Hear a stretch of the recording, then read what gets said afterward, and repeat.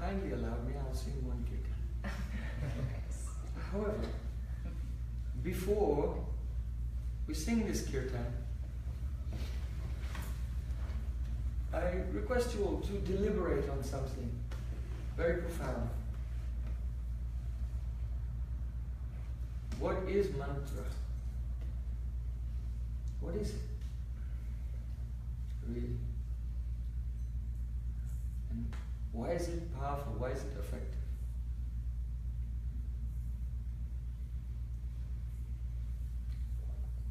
In the cosmology of the Vedas, there it is described that all existence develops from the subtle gradually to the gross. Oh, we were discussing this the other day. There's a graphic here. From the element of ego comes mind, intelligence, sound, space, air, water, earth, like this. So from the subtle elements gradually develop the gross elements. So according to this model, this understanding of reality, all the subtle elements exist in the gross elements as a potential. For example, inside earth, a rock. If you have a rock, is there any fire in it? Is the element of fire inside a rock? What do you think? If you take two rocks and you bang them together, fire jumps out, sparks appear.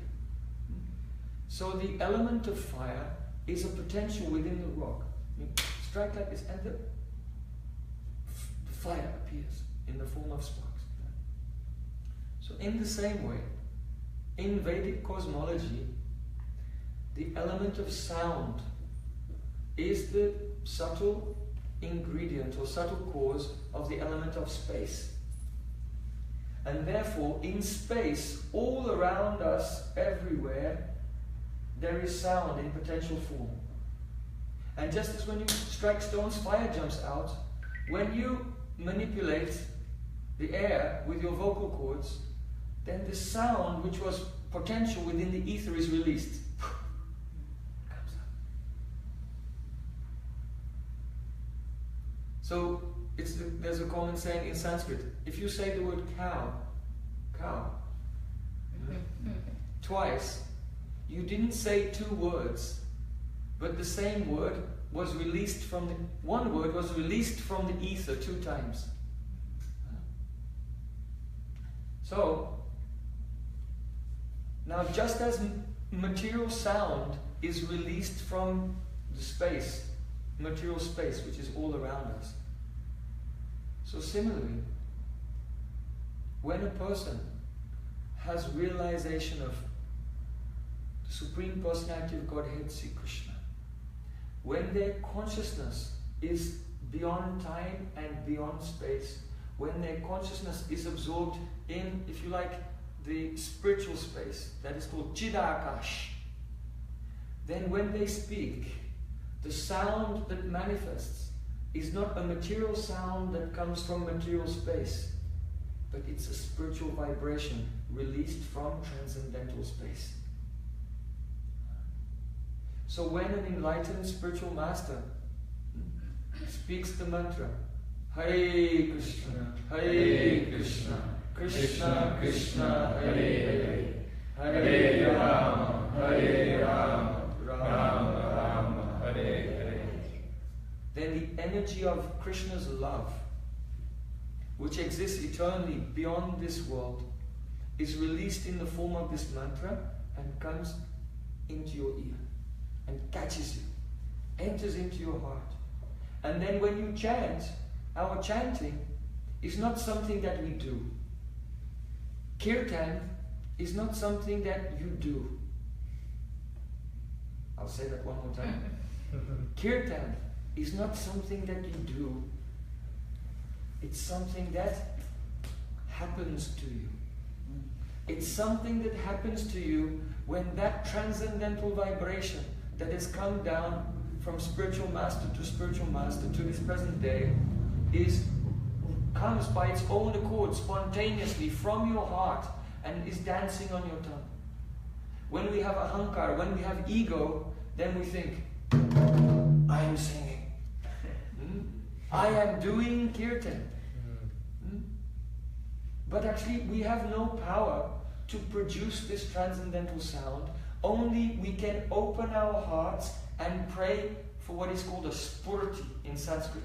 Spurti, sport. It means a bursting. A bursting of spiritual love, a bursting of the presence of God in the form of this mantra to appear in this plane, using us as it's the instrument of its appearance. So that's actually kirtan. Having a sing-along with your friends, that's not a kirtan. A kirtan is when we open our heart to become a conduit, to become a channel for the appearance of that independent, transcendental sound. This sound is not only a sound. In this material world, any name is different from its object. So if you say the word flower, and then there's the actual object, the flower.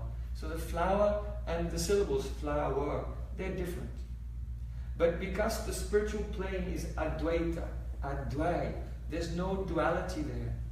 So there's no difference at all between the signified and the signifier. To use the word of the terminology of linguistics, right? You have the signified, and the word describing is the signifier. So in the plane which is beyond duality, there's absolutely no difference at all between the signified and the signifier. So the vibration of Krishna, can you say Krishna? Krishna. Isn't that beautiful? Krishna. Krishna. It's like the crashing of a wave in the ocean of sweetness.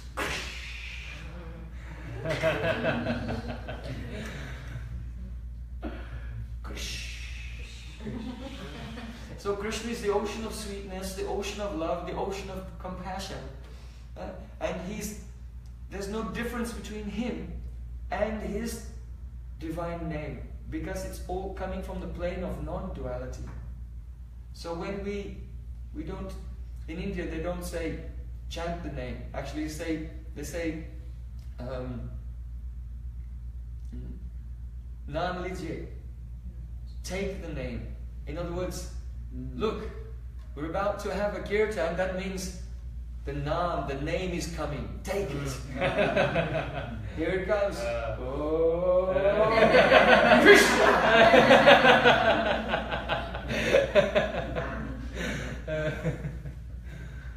Okay, so now we're going to have another kirtan, but this time, don't do it.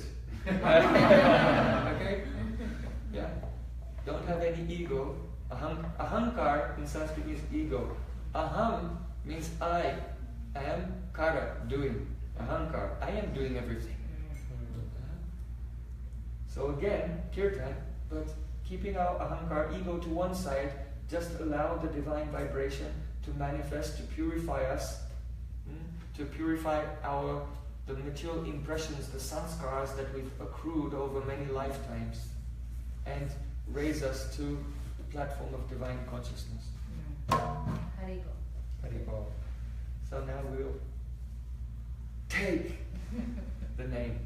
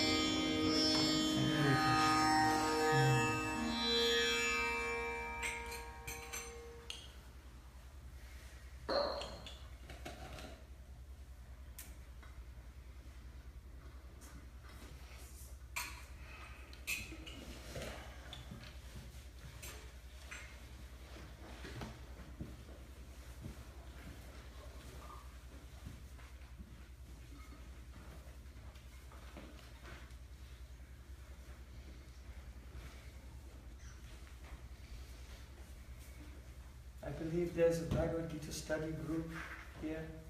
Who is part of that study Bhagavad Gita study group? Everyone who's ever been, raise your hands. Huh?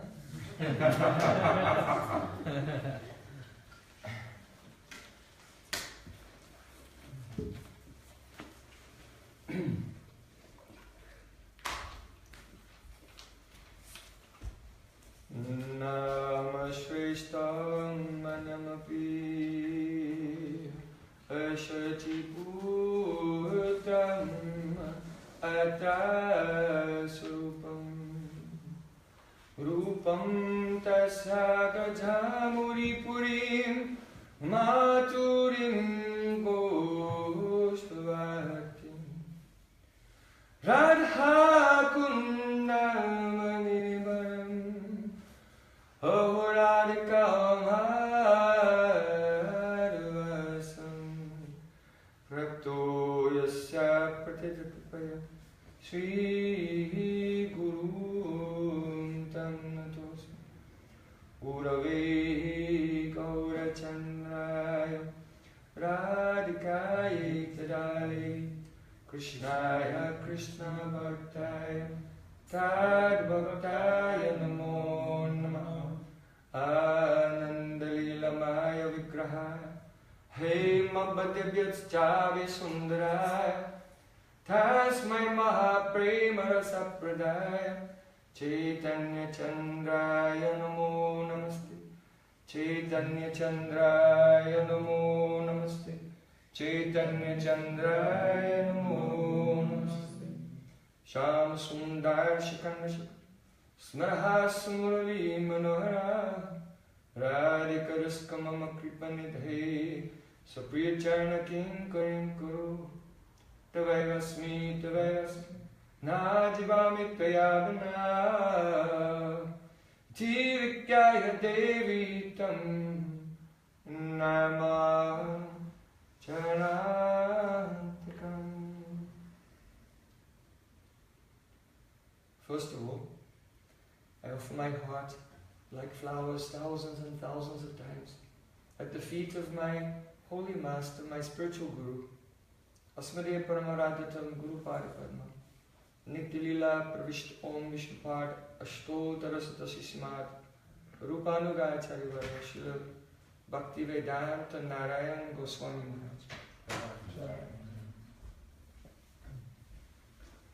Secondly, I bow down with great respect to the Guru of my Guru, to Srila Prabhupada, to his Guru and his Guru and his Guru, and all the great saints,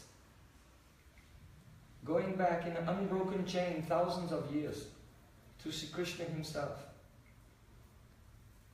The channel through which the divine knowledge descends from ancient time into this world on this very day, right now,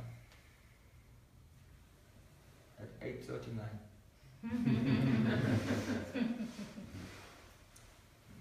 That's our connection with the eternal reality. So to all of those great spiritual masters, I offer my respect.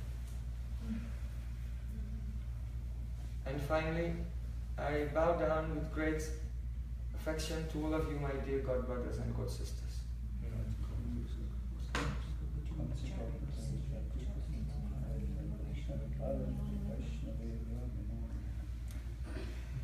So today, we are most fortunate because we have an opportunity to discuss the transcendental words of Sri Krishna as spoken in Bhagavad Gita.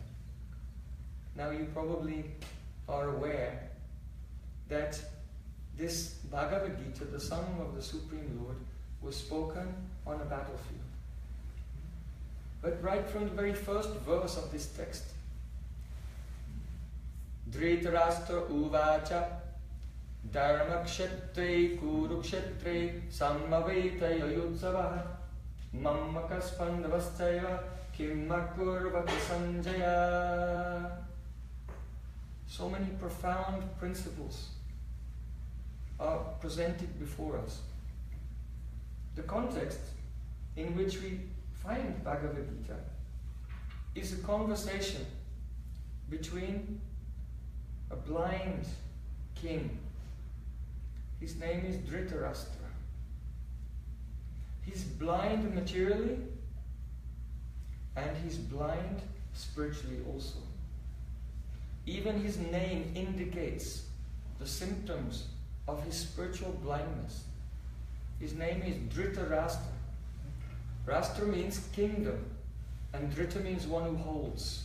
He's grasping. He's trying to hold on to the kingdom. He's old now. He wants to keep it for himself, and when he will die, he wants to pass it on to his sons. But actually, his sons are not the rightful heirs of this kingdom, but rather the sons of his brother. He's just a caretaker for some time being, until the sons of his brother were to come of age. So here, Dhritarashtra is very worried because his sons, they want to, and he wants his sons to take over the kingdom, but the rightful heir are the 5 Pandava brothers. So now these 2 brothers have met together on a battlefield with huge armies of millions of men. On both sides, they're about to face off, they're about to fight, to decide who will take the kingdom. So Dhritarashtra is very worried. Why? Because this battle, Dharma Kshetre Kurukshetre, is about to take place in a sacred, holy site. Many years before, there was a king. His name was Kuru. And he wanted to perform a sacrifice, fire sacrifice, a yajna, to go to heaven in his next life. So, he began to prepare a place, to purify a place for that sacrifice. So the tradition is first you have to plow the land in the place before the sacrifice is performed. Now Indra, who lives on the higher planets, the heavenly planets, he was thinking, this king will do such a great sacrifice that he'll take my post. He'll take my job as enjoying the heavenly planet of Swargalok. So Indra wanted to disturb that king. So the king, he took his plow and he was plowing the land and preparing it for the sacrifice. So Indra, by his mystic power, took the form of some strange creature. And he approached that king and said, "Hey, what are you doing?" He was very rude. "What are you doing?" So the king stopped plowing. He got down. He said, "I am preparing this field for the performance of a sacred ritual." So then that strange creature, in the form of Indra, he just laughed, and disappeared. So then the king again began to plow.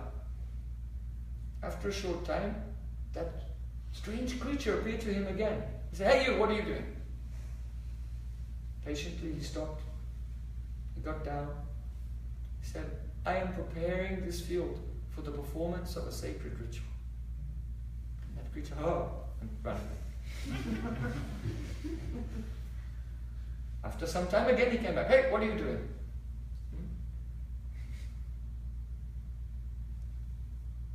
He did this 99 times. Every time the king stopped, got down, he very patiently and humbly said, "I am preparing this field for the performance of a sacred ritual." Then Indra realized, I can't make him angry. You see, when you are on the spiritual path, if you become angry, everything is lost. Everything is lost. So he was just trying to irritate him. He was trying to agitate him. He was trying to wind him up a little. If he just get a little bit angry, then the whole ritual would be ruined. Understand? That was the Indra's intention. But after trying to provoke him, to trigger him 99 times, he realized, oh, this is not an ordinary person. This person is genuinely saintly. He's genuinely free from pride, free from ego. And you don't want to make problems for such saintly persons, because the reactions are very heavy. So then Indra came and he blessed him. He said, I was just testing you. Well done. You've passed the test. I give you the blessing that this sacrificial arena will be very pure, and I also make this promise by my mystical powers that if anyone will die in this place, they'll come to my heavenly planet. Not the spiritual world, but it's a higher plane where the celestial beings enjoy their celestial pleasures. So, when this war was about to take place, just before which the Bhagavad Gita is spoken, the warriors decided, hey, why don't we have this battle in that place, Kurukshetra? Because it's a win-win. Right? You get killed and you die, you go straight to the celestial heavens and enjoy there. Okay. So, it's good for everyone. So the two armies have assembled together there on the battlefield. They're about to face each other. And the blind king, whose sons are quite evil in nature, quite wicked and unjust, he's very concerned about them. Why? Because when you're in a spiritual place with a spiritual atmosphere, then that will favor those who are righteous. So he's thinking, my sons, they're quite, immoral actually. So that's going to work against them fighting on the battlefield in a very sacred, historical, holy place. And that's why he's very concerned. Now the king, Dhritarashtra, he has a minister. So his minister's name is Sanjay. Sanjay is a disciple of a very great guru named Srila Vyasadeva. So Vyas is actually the compiler of the Vedas, of Vedanta Sutra, of the Mahabharata, of the Puranas. So he's considered to be the prime seer, rishi, the great visionary. So his guru is very qualified. And because he was very devoted to his guru blessed him with divine vision. That is, that he could meditate and go into trance. And in his trance, he could see Krishna. He could see what was going on. Though they were far away in the comfort and safety of the palace in the capital of Hastinapur, but from there, in his meditation, he could see what was going on the battlefield of Kurukshetra, so a few hundred kilometers to the north. So the very first verse of Bhagavad Gita, the blind king Dhritarashtra is saying, O Sanjay, when my sons and the Pandavas assembled together on the battlefield, what did they do? So already we have wonderful teaching is expressed here. If a blind person, spiritually blind, wants to receive knowledge, they should inquire from one who has spiritual vision. So, Sanjay, he has, by the grace of his spiritual master, that vision that he can see Krishna, he can see what's going on. And also here, we see the symptoms of blindness. That is that Dhritarashtra, he wants to hold on to the kingdom, he wants to possess the world, he wants to rule, he wants to control. And he's also filled with attachment, and the opposite of attachment, hatred. He's attached to his own sons, and he's against the virtuous Pandava brothers, of which Arjuna is the most famous. The Bhagavad Gita is spoken to Arjuna.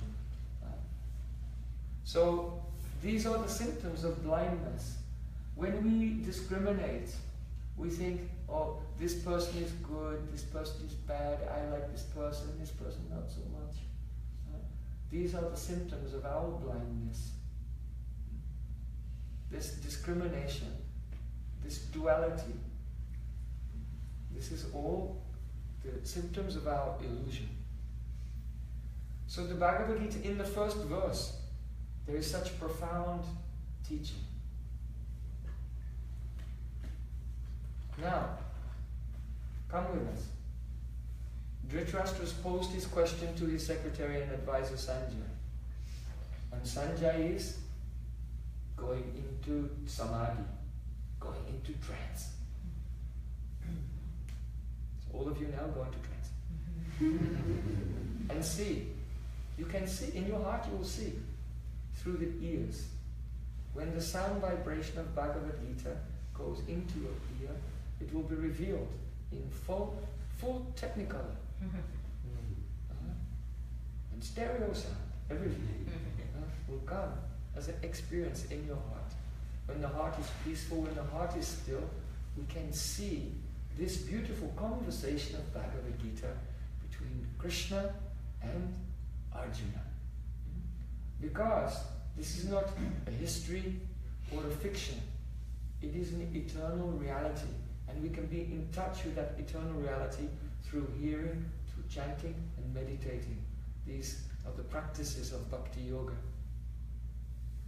So he saw on the battlefield that Arjuna was looking at the armies and he said, "Hey Krishna, drive my chariot onto the middle. I want to see with whom we have to contend in this trial of arms."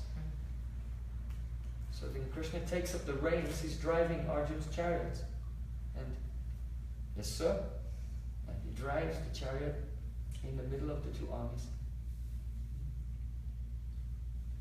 Already, the profound teachings of Gita are beginning to flow. Later in the Gita, there's some revelation that this Krishna, this person who's driving the chariot of Arjuna, very humbly, is God. He is the divine, supreme being. His body is not material. It's the condensed, concentrated eternity, knowledge and bliss. The embodiment of all beauty, artistry, intelligence, sweetness, compassion. All qualities, divine qualities are in him. He's God. And what is he doing? He's a taxi driver. He's driving some prince around on his chariot. His chauffeur. Right? Now, if you were God, it's unlikely that you'd become a taxi driver, right? What would you do? What would you do? Have a big palace somewhere in a beautiful place. But Krishna is driving.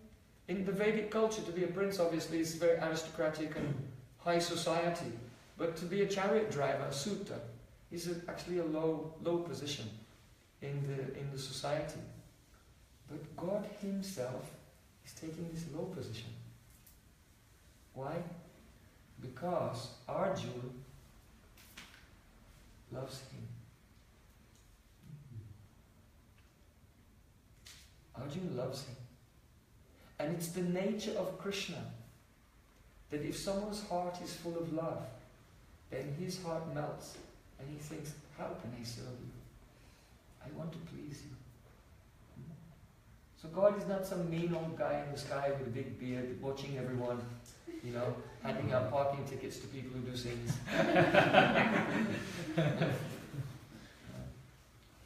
The great traffic warden in the sky. No, God's not like that. God is young, fresh, beautiful, and full of love. And if anyone loves him, then he wants to serve them. So Bhakti Yoga means the yoga of connecting, becoming related with Krishna through devotion. But that bhakti is not a one-way street. Hey everyone, let's all serve God. And God just lies back while you throw peeled grapes into his mouth. Right? But the Vedas say, Bhagavan Bhakta Bhaktiman. That Krishna, just as the devotee has bhakti, devotion to Krishna, and serves Krishna, life and soul, with their body, mind and words at all times, and they feel sad if they can't serve him and they can't please him. In the same way, Krishna feels like that about his devotee. He wants to serve his devotee. He wants to please his devotee. He doesn't feel satisfied. He feels restless if he can't serve his devotee. So how wonderful is that? You know, in some types of yoga, you can get some mystic powers. Like you can levitate or something, you know, fly a little bit like that. But what kind of achievement is that? Even a fly can fly. So great, now you're competing with an insect. Brilliant. You do austerities and meditation for 1,000 years, and now you can hover off the ground for a few inches. And a fly is just like, that's nothing. It just takes off, he's doing loops and everything.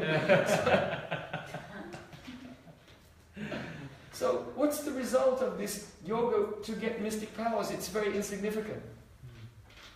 Otherwise, a person may do a type of meditation to try to get mukti, nirvana, where the soul just enters into a spiritual light and then their individuality is extinguished.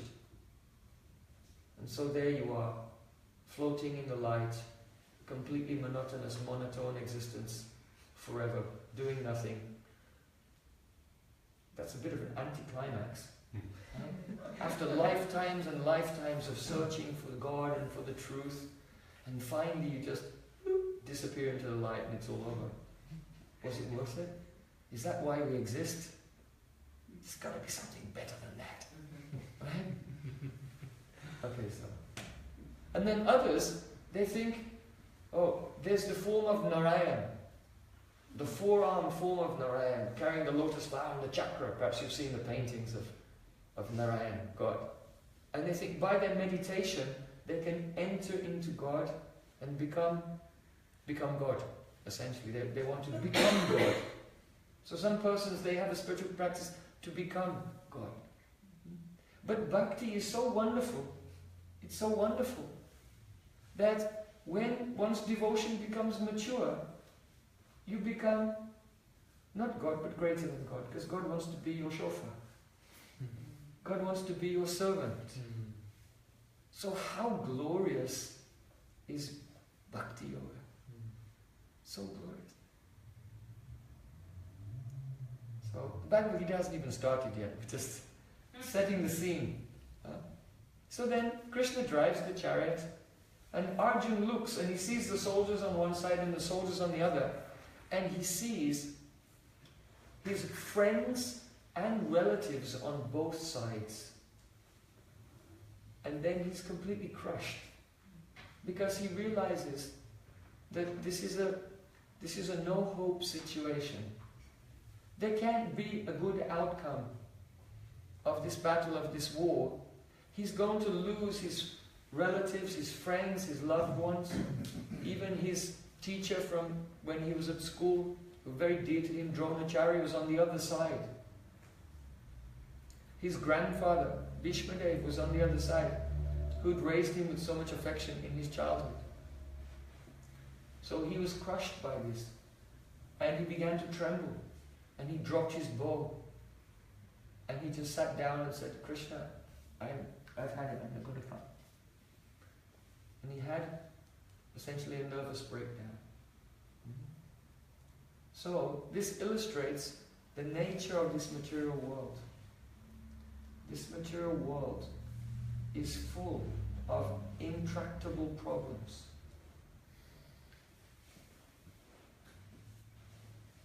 Full of situations and problems where no one can win, and you cannot solve them. Why? That is the nature of this illusion. And when we're in illusion, we have this idea that actually we can make everything perfect. We can fix everything. We can put it right. And we invest our time into that. But then you'll see, when you're old, that all your efforts came to nothing. That's the reality. So spiritual life begins with hopelessness. That it cannot be fixed. And neither is it our duty. We have not been divinely appointed to fix everything. But rather, that tendency is our ego. We want to enjoy independently of God. We want to control, we want to manipulate and enjoy in the physical plane, but we're spiritual beings. And so, every chapter of Bhagavad Gita is called one type of yoga. So like chapter 3 is Karma Yoga, chapter 4 is Dhyana Yoga, chapter 6 is Dhyana Yoga, and so on. What's the first chapter called? First chapter, what is it called? What type of yoga? The yoga of Arjuna's limitation. It's called Vishad Yoga, yeah. Vishad means dejection. The yoga of dejection. Right? The yoga of dejection. What is that yoga of dejection? Let's all become hopeless. Is that a yoga? Yes, it's a kind of yoga. Because you realize the nature of illusion. And then, instead of trying to hover and linger in that illusion indefinitely, trying to fix everything, you realize, no, I have to transcend. So when we understand that as spiritual beings, we have to transcend this world, because we've come to that point of hopelessness in relation to it. Now we're actually on the path. We begin. Who's read the Yoga Sutras of Patanjali? Yoga Sutras, anyone? So in the Yoga Sutras, Patanjali says, Dukam eva sarvam vivekinaha. Dukam eva sarvam vivekina. For the yogi, for the discriminating yogi, he sees this world is like a sea of pain. You can put your hand on your heart and find out, am I a yogi or not? If I'm seeing some glittering attraction in this world, something that is calling me, something that is attracting me, inviting me to enjoy, then I'm not a yogi, actually. Because that is that attraction to the temporary. That is the state of illusion. So a yogi, sarvam dukham eva sarvam vivekina, one who can discriminate, sees everything here is painful. Why? Because there's suffering, and then there's happiness. When you experience some joy or some happiness, you become attached to the object which is giving you the happiness, which is essentially just lining you up for some suffering when you lose it. Right? Because time will take away everything. So there's suffering, and then there's kind of lining you up for a big suffering in the future, which is what we call happiness. Okay? The material energy is like that. So your karma is either kind of punching you in the face, or just drawing back to take a really big swing.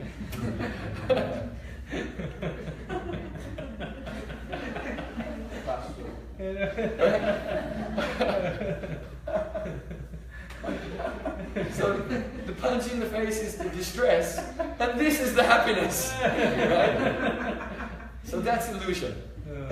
So Patanjali in the Yoga Sutra says, Sarvam eva dukam vivek. One who has discrimination, he sees all is suffering, and therefore the necessity is, I must transcend. But Arjuna is not in that state. He's not in that, he's in a state of distress. Complete distress. He doesn't know what to do.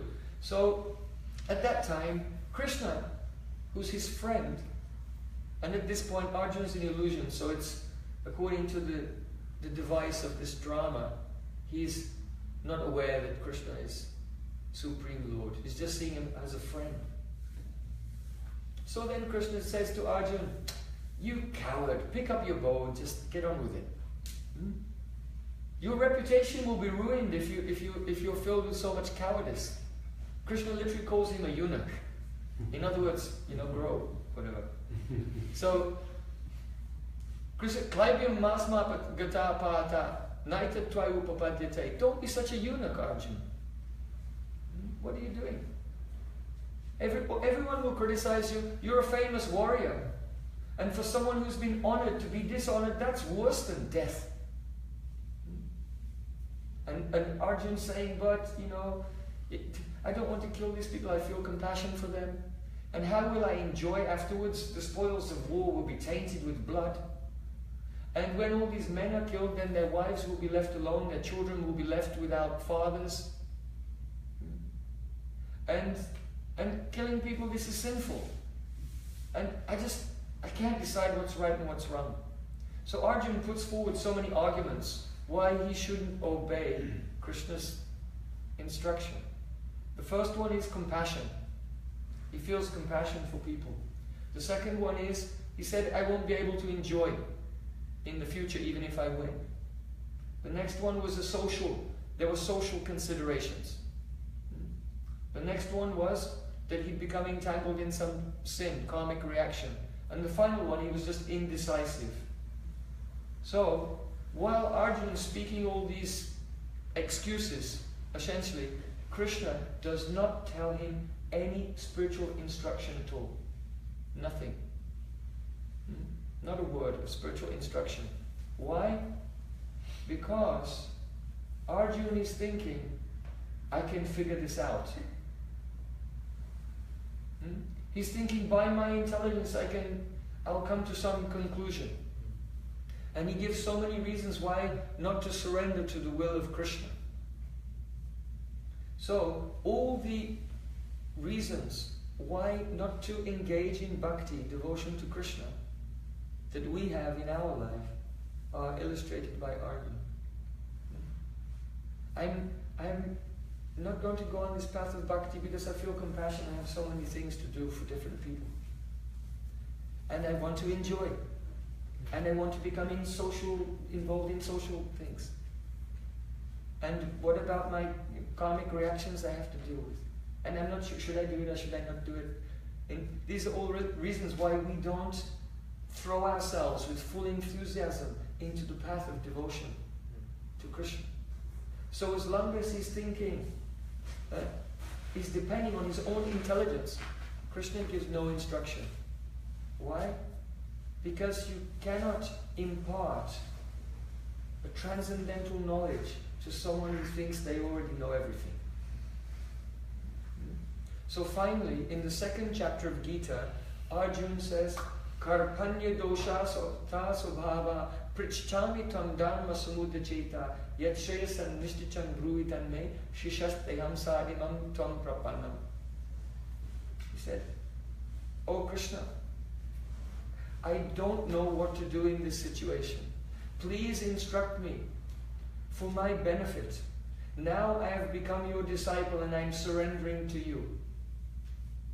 And when Arjuna gives up pride in his own intelligence, in his own calculation, in his own worldly experience, and bows down to Krishna with folded hands and says, I am your student, I am your disciple, please tell me what to do.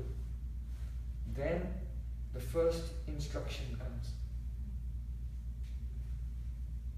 The teaching is that, there's a story that two students came to a violin teacher. So the teacher said, oh, do you have any experience playing violin? And the student said, no, I don't know anything, never done it before. So, okay, your lessons will be $10. He said to the other one, do you have any experience He said, yes, I've been teaching myself, I've been practicing for a few years. Well, your lessons will be $20. He thought, why is that? Because that person thinks he knows something, and you have to unlearn it. It will be very difficult for him to unlearn the things he thinks that he knows. Because what the teacher wants to give him is something superior and beyond what he knows. And so, only when a living being realizes, I am in ignorance. I don't know who I am. I don't know why I am here. I don't know why my karma is coming to me in a particular way. I don't know what is beyond this world. What is the ultimate goal of my life? I am a fool. So when a person comes to that state, now the spiritual life can begin. So Arjuna has come to that point. He surrenders to Krishna. And now the answers become, the solutions are coming. First thing, na tu eva ham jatu nasam, na tvam nemi janadipaha, na chaivata bhavishya, sarve vayam mataha param. It means, hey Arjun, never was there a time when I did not exist. Nor you, nor all of these kings on the battlefield. Nor in the future will any of us cease to be. In other words, I, you, and first person, second person, and third person, all of us have existed in the past with no beginning, in the present, and in the future with no end. Is that amazing? Isn't that amazing? What's your name? Bridget. Bridget. And how old are you, Bridget? 36. Okay, now pay attention again.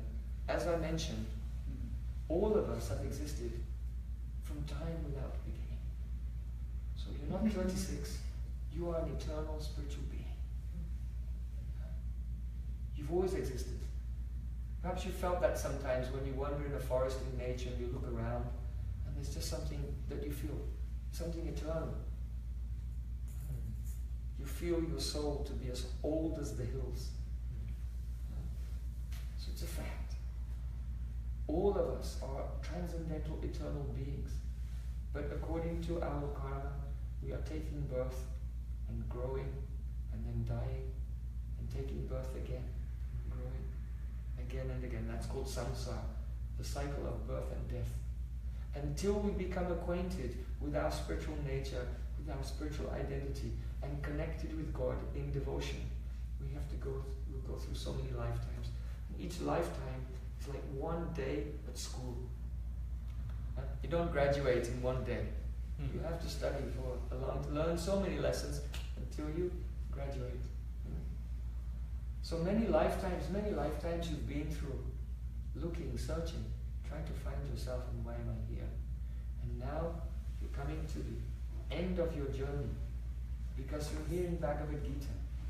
When you're listening to the message in Bhagavad Gita, that means you're coming close now to your graduation.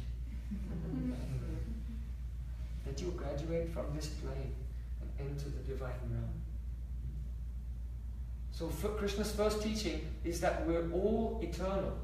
And that's all. Another important point here is, if each individual person is eternal, that means we're eternally individuals.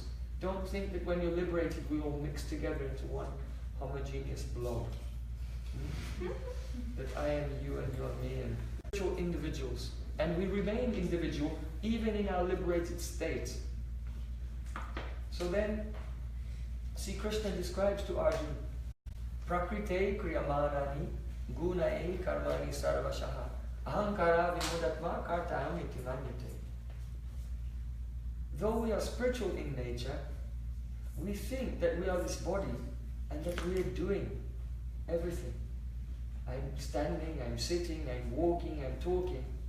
But actually, only the senses of the physical body are engaged with their objects, but the self is doing nothing. The self is still, but we identify with our body activities. I remember when I was very young, only about 10 years old, my father took me to Disney World. So there was one attraction there, it was called, I think, Flying Carpet. Have you seen that? It was like a cinema, right? It's a cinema, but 360 degrees all the way. The screen goes all the way around, and there are no chairs inside. There are just handrails. So all the people file in the dark, and there are no chairs, and they stand in rows by these handrails, and they're in the dark like that, and people are wondering, what are these railings for? You know? So then the light comes on, and you see a carpet in front of you and on the sides, but everywhere you look you can see the front, the sides, the back, and the grass, and the sky, and then suddenly the carpet goes shh, because it's just a movie, but it takes off and it's 3D, it's all around you, and it takes off and goes up through the sky. And it gets higher, and it flies towards some mountains, and it goes up over them, and when it was just flying over the mountain, suddenly goes down like this, and everyone goes, whoa! And they grab over the rail. And then the carpet's going to the right, and then it's going to the left, it's flying over these forests, and everyone's going, whoa! And leaning this way, and leaning that way.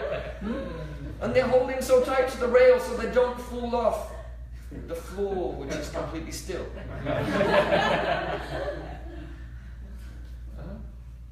Why are they all holding on and almost falling over? Why? Because their senses are telling them that they're moving. No one's moving. Room's not moving. They're not moving. Nothing's moving. But their senses are telling them, whichever way they look, that they're moving. So in the same way, we are spiritual beings. We are souls. We are beyond time. We are beyond space. We are beyond the drama of the happiness and distress of this world. But our senses are telling us we are moving. And because we're attached to trying to enjoy or control or manipulate the external material energy like that, therefore we're so fixed in this illusion, and so we're holding on to our ego really tightly so that we can somehow survive through this journey. This is called illusion. So Krishna said, when a person has ego and identification with the body, then they're engaged in so many activities, trying to enjoy here and there, so many ambitions, but they just become more and more entangled in karma. So what is the solution? Mancho yavya vichayana bhakti yogena sevite sagunam samatityatam brahma bhuyaya kalpate. This world, which is a product of 3 gunas, everyone knows a little? Sattva, Rajas and Tamas, you're all familiar with this? The energy of creation, maintenance and destruction is bringing about all the phenomena of this world. And our consciousness is involved in that. But Krishna said, if one engages in loving service to me continuously without any break, then the effects of the material energy, creation, maintenance and destruction, will leave your consciousness and you'll rise above this world. Just in the way that the person who's having a nightmare wakes up and sees, well, he wasn't really in danger. So in the same way, by rendering devotional service, bhakti yoga to Sri Krishna, the effect of the gunas and this illusion, it melts away and the soul transcends this world and comes face to face with Krishna. And then you are happy. See? Now, everyone's looking for Krishna. Everyone's looking for Krishna. All of us. Right? Because all we want is to love and be loved. Really, right? Isn't that what? If that's what you want, you can raise your hand. We just want to love someone and be loved. But in this plane, all relationships are, first of all, temporary, so the love it won't last because it will come to an end. And secondly, everyone feels something lacking. So when 2 people who are hungry meet, then they're both lacking. All they can do is eat each other. Right? So that's what goes on in this world. Like vampires, we're lacking, we're looking for someone to give us something that we're lacking. But the other person is looking for something to give. Give them what they're lacking also, like this. And so no one is ever really satisfied. But we're looking for a person who's beautiful, intelligent, compassionate, sensitive, artistic, all wonderful qualities. So all those qualities that we're searching for, they have a fountainhead. They come from somewhere. They come from God. So knowingly or unknowingly, we're all looking for Krishna.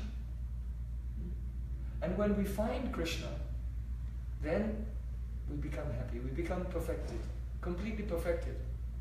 But the problem is this, that Krishna is beyond the three gunas. He's transcendental to material energy. So if we want to meet with him, we can't stay down in the modes with the frogs and the toads. We can't stay in the swamp. We've got to rise above that. And we can do that. See, Krishna in Gita said, Satatam kirtayanto mam yejana paripasata. That my devotees always engage in kirtan. Directly in Gita. Satatam kirtayanto mam. My devotees always engage in kirtan. So by singing the holy names regularly, every day, come together with devotees and sing. And also, you can probably have some here available for the students. Some japa. If you have a mala, mala is used for meditation, you can sit and do quiet, your individual meditation early in the morning. You sit and chant the Mahamantra. Hare Krishna, Krishna Krishna, Hare Rama, Hare Rama. The vibration goes deeply into your subconscious mind and it begins to eradicate all the impressions of many lives of bodily identification. And gradually when the subconscious mind and the conscious mind become cleansed, then the soul is released from the illusion of bodily identification and the mantra itself reveals, the sound vibration reveals the form of Krishna. This is in a nutshell. There are many things in Bhagavad Gita. Discussions of different types of yoga, many technical, philosophical points as well. Should read a little every day and gradually learn them. But the essence of Gita is this. This material world is not our home. We can't fix it. Actually, there's nothing wrong. The defect is in our eyes. Our vision of reality is wrong. Everything is okay. Our vision is wrong. So we have to cleanse our vision by realizing our spiritual nature. And our spiritual nature is that we're part and parcel of God. And so just as the parts of your body collaborate together to serve the stomach, if you have some food, the hand can't eat it. The hand has to take it and give it to the teeth. The teeth can't eat it, they just chew it. The mouth can't, it has to, all the parts of the body work together to deliver that to the stomach. Because the stomach gives energy to every single part of the body.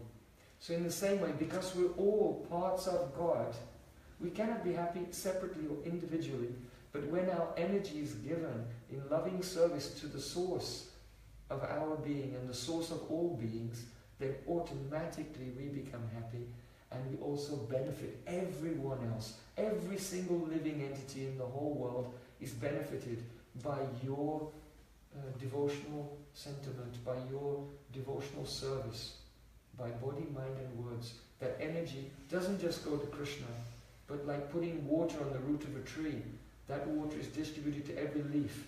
All your devotional activities benefit every single person in the world. Like this evening we did kirtan. But the sound of this kirtan is spreading.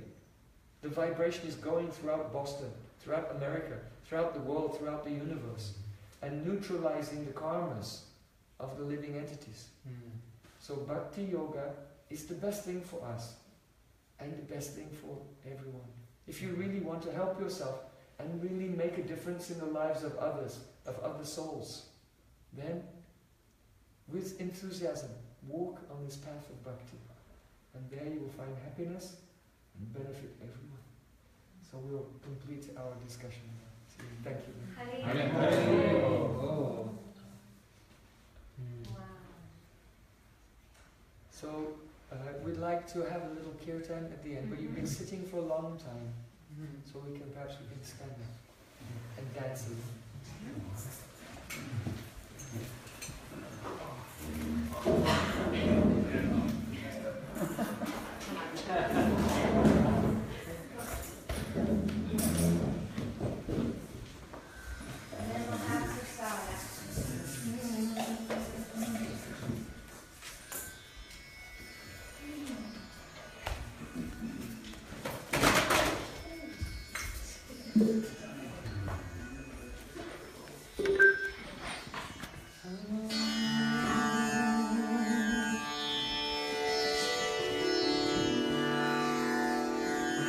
The dancing space over here.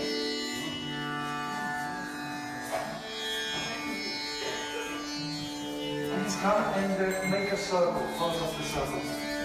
Bring it this